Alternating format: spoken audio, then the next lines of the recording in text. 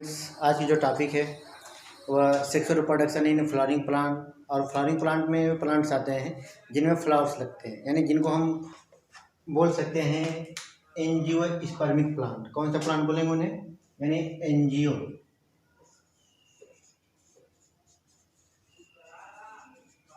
Angiospermic plants को हम flowering plants बोलते हैं। और जो सेक्सुअल रिप्रोडक्शन होता है वो हमको पढ़ना है। Sexual reproduction in flowering plants में हमको ये पढ़ना है। आज की जो टॉपिक है हमारी परागकण। क्या पढ़ना है? परागकण पढ़ना है, यानी जिसको हम इंग्लिश में बोलते हैं पॉलन ग्रेन्स। यानी इंग्लिश में क्या बोला जाता है? पॉलन ग्रेन्स बोला जाता है। ठीक, तो ये क्या होता है इसके बारे में समझ लेते हैं। जैसे जो फ्लावरिंग प्लांट्स होते हैं उसमें जो पुंकेसर लगते हैं, फ्लावरिंग प्लांट में जो पुंकेसर लगते हैं, यानी पुंकेसर जो लगते हैं यह एक नर जनन अंग होता है, ठीक ना, जिसके अंदर परागकोश बनते हैं। यानी परागकोश लगे होते हैं इस तरीके से। ठीक, ये वाला जो हिस्सा है ये परागकोश है। ठीक, यानी जो ये हिस्सा दिख रहा है ये परागकोश है। यहाँ पे संयोजी होता है और ये पुतंतु होता है। तो इस तरीके से पुंकेसर के अंदर इस तरीके से परागकोश होते हैं और उन परागकोश के अंदर परागधानियां होती हैं और उन परागधानियों के अंदर ठीक क्या बनते हैं? परागकण बनते हैं। यानी परागधानी के अंदर क्या बनता है? परागकण बनता है। तो परागकण होता क्या है? यह एक नर जननकाय है। परागकण क्या होता है? यह एक नर जननकाय होता है जिसको हम मेल रिप्रोडक्टिव बॉडीज बोलते हैं। यानी नर जननकाय को मेल रिप्रोडक्टिव बॉडी बोला जाता है। ओके, अब यह एक कोशिकी होता है, यानी इसकी जो बॉडी होती है एक कोशिका की बनी होती है। यानी जो पॉलन ग्रेन्स होते हैं यह एक कोशिकी होते हैं और एक हैप्लॉइड भी होते हैं। हैप्लॉइड का मतलब ये हो गया कि इनके अंदर यानी हाफ क्रोमोसोम होंगे। यदि मान लीजिए किसी प्लांट में यदि 20 क्रोमोसोम हैं यानी गुणसूत्र हैं, तो इनके अंदर कितने क्रोमोसोम होंगे? 10 क्रोमोसोम होंगे, यानी 10 गुणसूत्र होंगे। ठीक है ना। इसका मतलब ये है कि जो पॉलन ग्रेन की जो बनने की प्रोसेस होती है, ठीक है ना, यानी सूक्ष्म बीजाणु जनन, उसके दौरान जो सूक्ष्म बीजाणु मातृ जनन कोशिका होती है उसके अंदर अर्धसूत्री विभाजन होता है जिसको मियोसिस बोलते हैं। और उसके दौरान यह 2n से क्या बन जाती है? n बनते हैं। तो इस तरीके से यानी जो मातृ जनन कोशिका होती है उसके अंदर मियोसिस होता है, यानी अर्धसूत्री विभाजन, जिसके दौरान ये 2n से किस में कन्वर्ट हो जाते हैं? n में कन्वर्ट हो जाते हैं। अब इस n वाले फॉर्म को बोलते हैं एक गुणित यानी हैप्लॉइड बोला जाता है। ओके, अब देखिए इसमें अब कुछ मतलब इंपॉर्टेंट टॉपिक से जो एनसीईआरटी में नहीं दे रखा है इसको बता दे रहे हैं। देखिए स्मॉलेस्ट पॉलन ग्रेन यानी सबसे छोटा जो पॉलन ग्रेन्स होता है वह मायोसोटिस का होता है। सबसे छोटा पॉलन ग्रेन्स यानी स्मॉलेस्ट पॉलन ग्रेन्स किसका होता है? मायोसोटिस का होता है। और लार्जेस्ट सबसे बड़ा, ठीक है ना, सबसे बड़ा पॉलन ग्रेन किसका होता है? मिराबिलिस। मिराबिलिस का जो मिराबिलिस प्लांट है इसका पॉलन ग्रेन सबसे बड़ा होता है। ठीक है, मिराबिलिस को 4 ओ प्लांट बोलते हैं। ठीक, मिराबिलिस को 4 ओ प्लांट बोला जाता है। इसका पूरा नाम होता है मिराबिलिस जलापा। ठीक, अब लॉन्गेस्ट सबसे लंबा पॉलन ग्रेन किसका होता है? जोस्ट्रा का। सबसे लंबा पॉलन ग्रेन किसका होता है? जोस्ट्रा प्लांट का पॉलन ग्रेन यानी परागकण सबसे लंबा होता है। अब आते हैं कुछ इंपॉर्टेंट टॉपिक्स है। इंसेक्ट पॉलिनेटेड प्लांट में मतलब ऐसे प्लांट जिनके द्वारा जो परागण होता है, जैसे मान लीजिए परागण क्या होता है? यानी नर जननांग का मादा जननांग तक पहुंचने की जो प्रक्रिया होती है। मान लीजिए नर जननांग है, सॉरी ये नर जननांग यहाँ पे है, ये मादा जननांग है। तो यहाँ से नर जननांग का मादा जननांग पे पहुँचने की जो प्रोसेस होती है इसी को हम परागण बोलते हैं। क्या बोला जाता है? परागण यानी पॉलिनेशन बोला जाता है। तो पॉलिनेशन हमेशा एयर्स के थ्रू नहीं होते हैं। ज़्यादातर जो पॉलिनेशन होता है यानी परागण जो होता है वह इंसेक्ट यानी कीटों के द्वारा होता है। तो इंसेक्ट पॉलिनेटेड प्लांट में, ठीक है ना, मतलब ऐसे प्लांट जिनमें परागकण कीटों के द्वारा होता है, तो उनके परागकण के पास मतलब ऐसे प्लांट जिनमें परागण, ठीक है ना, इंसेक्ट के द्वारा यानी कीटों के द्वारा होता है, उन पौधों के परागकण में एक चिपचिपा पदार्थ होता है, स्टिकी सबस्टेंस। स्टिकी मतलब होता है चिपचिपा पदार्थ होता है जिसे हम पॉलन किट कहते हैं। यानी जैसे मान लीजिए यह एक पॉलन ग्रेन है, तो इसकी जो ऊपरी परत होगी यानी एक्सटर्नल लेयर्स जो बाहरी परत होगी इस पे जो चिपचिपा पदार्थ पाया जाएगा उसी को हम पॉलन किट बोलते हैं। यानी स्टिकी पदार्थ को क्या बोला जाता है, पॉलन किट बोलते हैं। जो इंसेक्ट की जो बॉडी होती है उसमें ये स्टिकी चिपक जाते हैं और जो परागकण होता है एक फ्लावर से दूसरे फ्लावर तक क्या होता है, पहुंच जाता है। अब आते हैं स्पोरोपॉलिनिन पे, अभी आगे बताएंगे स्पोरोपॉलिनिन। देखिए स्पोरोपॉलिनिन सबसे हार्डेस्ट, यानी जैसे एनिमल किंगडम्स होता है, जैसे हम लोग एनिमल्स में आते हैं जंतु जगत में, तो जंतु जगत में सबसे हार्डेस्ट पार्ट जो होता है इनेमल होता है। दांत का जो इनेमल होता है सबसे हार्डेस्ट पार्ट होता है। तो उसी तरीके से प्लांट में सबसे हार्डेस्ट पार्ट जो होता है स्पोरोपॉलिनिन होता है। क्या होता है, स्पोरोपॉलिनिन होता है। एक तरीके का ये पॉलीसेकेराइड कैरोटीनॉइड का मिक्स होता है। पॉलीसेकेराइड और कैरोटीनॉइड का ये मिक्सअप होता है जिसको हम स्पोरोपॉलिनिन बोलते हैं। स्पोरोपॉलिनिन क्या होता है अभी आगे हम बताएंगे। देखिए पॉलन ग्रेन से होने वाली, देखिए पॉलन ग्रेन जो होते हैं इससे बहुत सारा मतलब एलर्जी होती है। एलर्जी क्या होता है, जब हमारी बॉडी पे कुछ अचानक से ऐसे परिवर्तन हो जाए जिससे हमारी बॉडी मतलब अलग महसूस करे तो उसी को एलर्जी बोलते हैं। एलर्जी में होता क्या है कि जो हमारे WBC हैं वो उनका एनर्जीमेंट स्नोफिल होती है WBC की, उसमें उसकी इंक्रीजमेंट होने लगती है।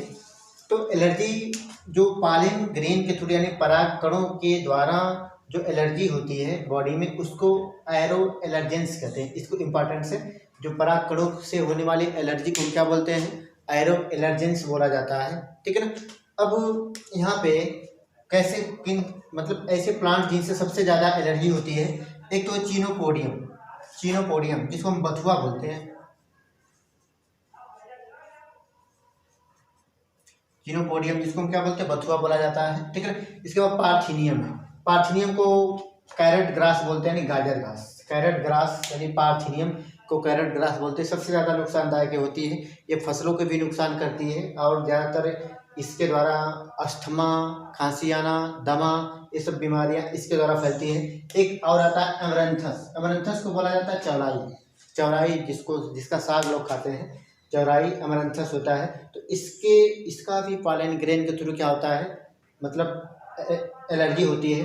और इनके द्वारा जो फीवर होता है उस फीवर का नाम होता है हे फीवर। यानी परागकण के एलर्जी के थ्रू जो फीवर होता है उसको बोला जाता है हे फीवर। इसको आप याद रखिएगा। यानी परागकण के थ्रू जो एलर्जी होती है उसको क्या बोला जाता है, हे फीवर बोलते हैं। जो कि पराग कणों को हमारे जब हम रिस्पायरेशन करते हैं, श्वसन लेते हैं, तो हमारे ये ट्रैकिया या लंग्स तक धीरे धीरे पहुँचते हैं। तो इस कंडीशन में क्या होता है, हे फीवर होता है। ठीक। अब देखिए इसमें जो कंडीशन है, अब एक स्ट्रक्चर है पॉलन ग्रेन का, उसको हम देख लेते हैं। इसके बाद आप जो चीज़ें नोट करनी है नोट कर सकते हैं। ठीक है, रोक के वीडियो। ओके, चलिए अब चलते हैं स्ट्रक्चर।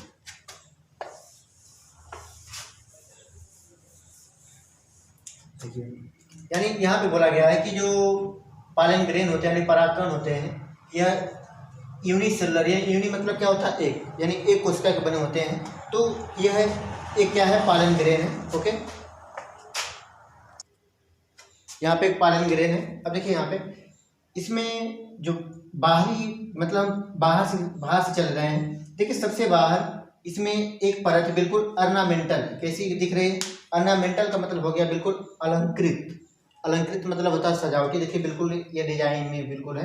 तो इसको हम बोलते हैं वाह्यचोल। क्या बोला जाता है, वाह्यचोल। और इंग्लिश में इसको बोला जाता है इग्जाइन, यानी वाह्यचोल। और इंग्लिश में इसी को हम क्या बोलते हैं, इग्जाइन लेयर्स बोलते हैं। जो इग्जाइन लेयर है, अभी बात आई थी कि जो पॉलन ग्रेन्स होते हैं प्लांट किंगडम का सबसे हार्डेस्ट पार्ट स्पोरोपॉलिनिन, प्लांट किंगडम का सबसे हार्डेस्ट पार्ट स्पोरोपॉलिनिन।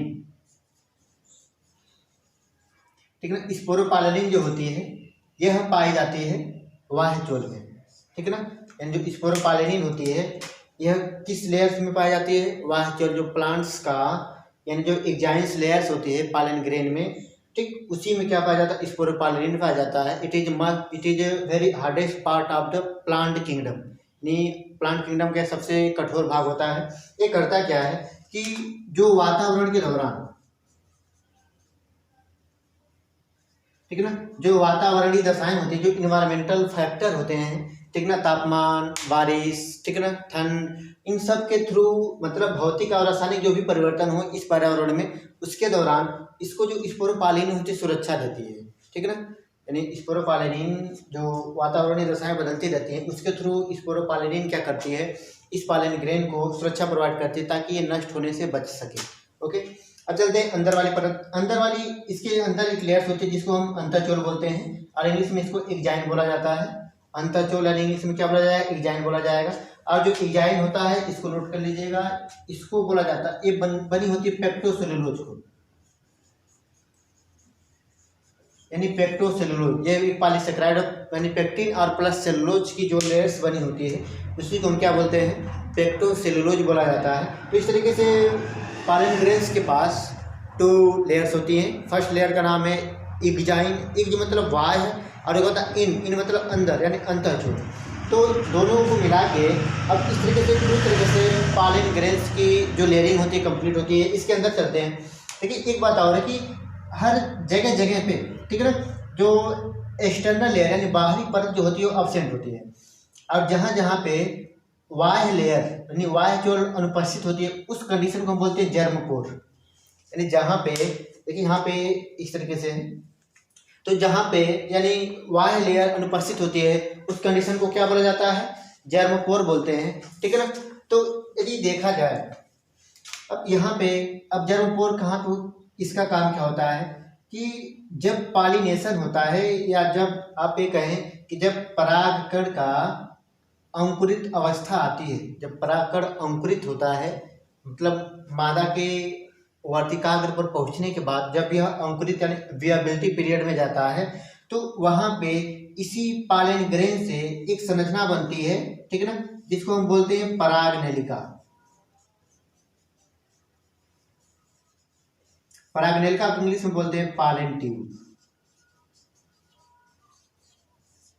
ठीक। यानी इसी जर्मपोर यानी जनन छिद्र के द्वारा जो अंतः वाली वाल होती है ये बाहर आ जाती है। देखो क्वेश्चन पूछा जाए कि जो परागनलिका है किस परत से बनती है, अंतःचोल या बाह्यचोल, तो आपका जवाब होगा अंतःचोल। अंतःचोल इस जनन छिद्र से क्या होती है, बाहर की तरफ आती है।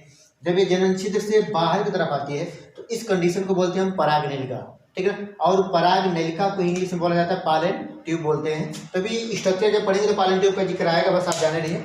ओके, अब इसके अंदर एक न्यूक्लियस होता है यानी एक केंद्रक पाया जाता है, यानी इस कंडीशन को बोलेंगे एक केंद्रकी हो गया।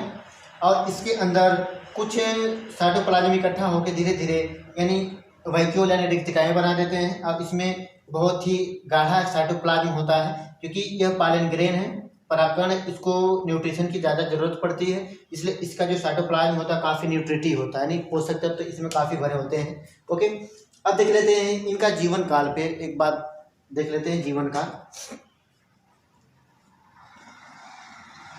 ओके, अब देखिए जीवन काल यानी विएबिलिटी पीरियड। ये क्या होता है कि जब परागण होता है यानी जब कोई भी फ्लावर्स में परागकण उसके परागकोश से निकल के जब वर्तिकाग्र तक पहुंचते हैं, ठीक ना, जैसे वर्तिकाग्र तक जब पहुंचते हैं तो वहाँ पे वो कुछ समय तक रुकते हैं, अपना जर्मिनेशन करते हैं, और जर्मिनेशन कंडीशन को भी आप बोला जाता है विएबिलिटी पीरियड, विएबिलिटी पीरियड, ठीक है ना।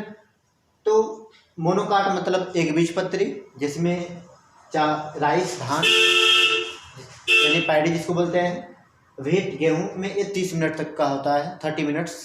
ओके, अब कुछ ऐसी फैमिली जो सोलेनेसी आलू वाली फैमिली, ठीक है ना, आलू कुल की जो फैमिलियाँ होती है सोलेनेसी, मकोई खाते हैं मकोईचा, ठीक है ना, सोलेनम नाइग्रम, सोलेनम ट्यूबरोसम आलू होता है। तो लेगुमिनेसी आ गया जो दलहनी फसलें हैं जिसमें मटर आती है, चना आता है, मटर, पायसम, सटाइपम, चना, सिरसिनम, एरिटिनम। तो इस तरीके से जो प्लांट्स होते हैं दलहनी फसलों में लेगुमिनेसी आती है, आलू वाली फैमिली सोलेनेसी होती है। तो इनमें जो इनके परागकण का जो विएबिलिटी पीरियड्स होता है ये मंथ तक होता है, ठीक है ना, यानी 1 मंथ तक हो सकता है। उसके बाद एक कंडीशन आती है पॉलन बैंक। जिस तरह के हर चीज़, जैसे ब्लड बैंक होता है, रेड क्रॉस सबसे विश्व का सबसे बड़ा बैंक है ब्लड के लिए, उस तरीके से पॉलन बैंक भी होता है। तो पॉलन बैंक में जो परागकण होते हैं उनको -196 यानी 196 डिग्री सेंटीग्रेड पर तरल नाइट्रोजन में रखा जाता है। यानी पॉलन बैंक में -196 डिग्री सेंटीग्रेड पे पॉलन ग्रेन को तरल नाइट्रोजन में क्या रखा जाता है। तो इस तरीके से ये आपने क्या पढ़ा, परागकण पढ़ा, ठीक है ना। अब कंडीशन एक समझ लेते हैं कि इसमें एक टर्म आया था पॉलिनेशन, कैसे क्या होता है इसको देख लेते हैं।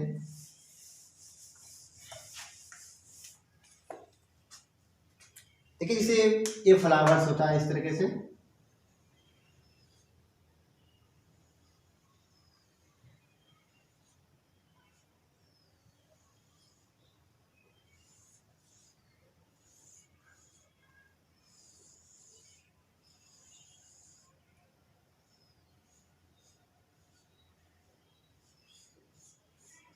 ये फ्लावर्स आपका है, ठीक। इसको हम बोलते हैं कोरोला, और ये वाला भाग कैलिक्स होता है। इसकी यूनिट सेपल होती है, इसकी यूनिट पेटल्स होती है, ठीक। ये वाला भाग आपका है, पूरा भाग स्टैमेन कहलाता है, यानी पुंकेसर। और ये वाला जो भाग है ये फीमेल पार्ट्स होता है, इसको हम स्टिग्मा बोलते हैं, ठीक। अब देखिए इसको हमको समझना है। अब देखिए यहाँ पे जो पार्ट्स है ये वाला, मान लीजिए एक स्टैमेन यानी एक पुंकेसर को हम निकाल लेते हैं तो हमको इस तरीके से कंडीशन मिलती है। यदि एक पुंकेसर को यदि निकाल लिया जाए तो इस तरीके से हमको स्ट्रक्चर मिलेगी। अब ये वाला जो भाग है यहाँ से यहाँ तक, ये तो होता है परागकोश। परागकोश होता है जिसको हम एंथर बोलते हैं, और यहाँ पे होता है कनेक्टिव जिसको हम संयोजी बोलते हैं, और आपका ये फिलामेंट है, फिलामेंट को पुतंतु बोलते हैं। अब देखिए जो परागकोश है इसी के अंदर बनते हैं परागकण। ये यानी जो स्ट्रक्चर्स बनाया गया है इसी परागकोश के अंदर बनते हैं। यदि परागकोश को यदि कट करते हैं तो हमको कुछ इस तरीके से स्ट्रक्चर्स मिलेगी।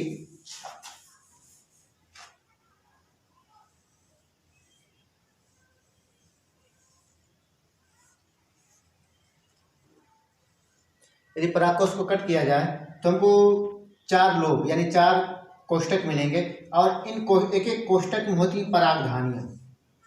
यानी एक एक कोष्ठक में क्या होती है, परागधानियाँ होती हैं। पहली बात तो यह बाइलोब्ड होता है इस तरीके से, बिल्कुल बाइलोब्ड। जब इसमें कट करेंगे तो एक लोब के अंदर 4 कोष्ठक होते हैं, सॉरी एक लोब के अंदर 2 कोष्ठक होते हैं। तो इस तरीके से कुल कितने कोष्ठक हो जाएंगे, 4 कोष्ठक होते हैं। अब 4 कोष्ठक में एक एक परागधानियाँ, ठीक है ना, यानी एक एक परागधानियाँ इसमें होती हैं जिसको हम सूक्ष्म परागधानी बोलते हैं, यानी माइक्रोस्पोरेंजिया। अब इन माइक्रोस्पोरेंजिया के अंदर पाई जाती हैं, ठीक है ना, माइक्रोस्पोर मदर सेल MMC, यानी माइक्रोस्पोर मदर सेल यानी सूक्ष्म बीजाणु मातृजनन कोशिका, सूक्ष्म बीजाणु मातृजनन कोशिका। और जो सूक्ष्म बीजाणु मातृजनन कोशिका होती है 2n, द्विगुणित होती है। क्या होती है, द्विगुणित होती है। और द्विगुणित कंडीशन का मतलब ही हो गया कि इसमें क्रोमोसोम अभी सेट आप में होंगे, मतलब सेट के फॉर्म में होंगे, समुच्चय में होंगे, ठीक है ना। यानी मान लीजिए 20 होंगे तो इसमें होती है अर्धसूत्री विभाजन होगा, और सूत्री विभाजन के बाद यह 2n से बन जाती है, यानी द्विगुणित से किस में कन्वर्ट हो जाते हैं, एक गुणित।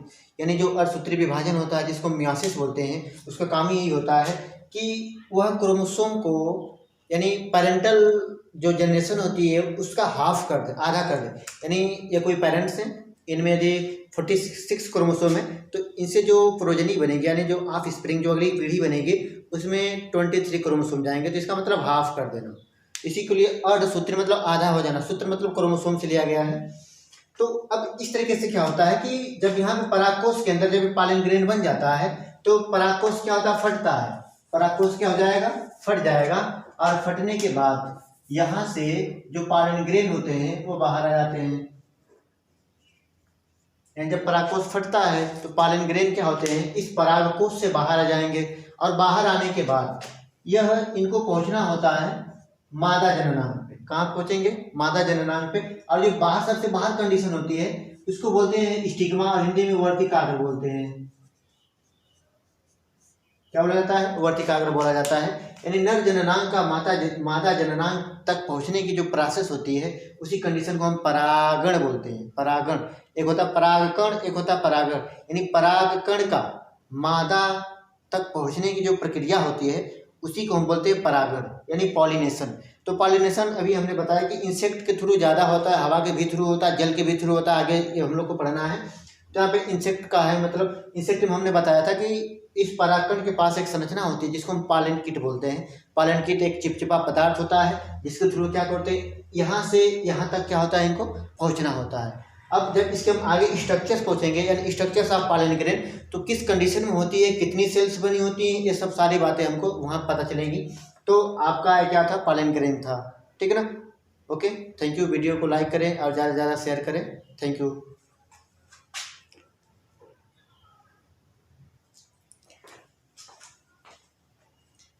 Thank you all of, thanks. इस वीडियो को ज़्यादा से ज़्यादा शेयर करें। कुमार कोचिंग आजमगढ़, ठीक।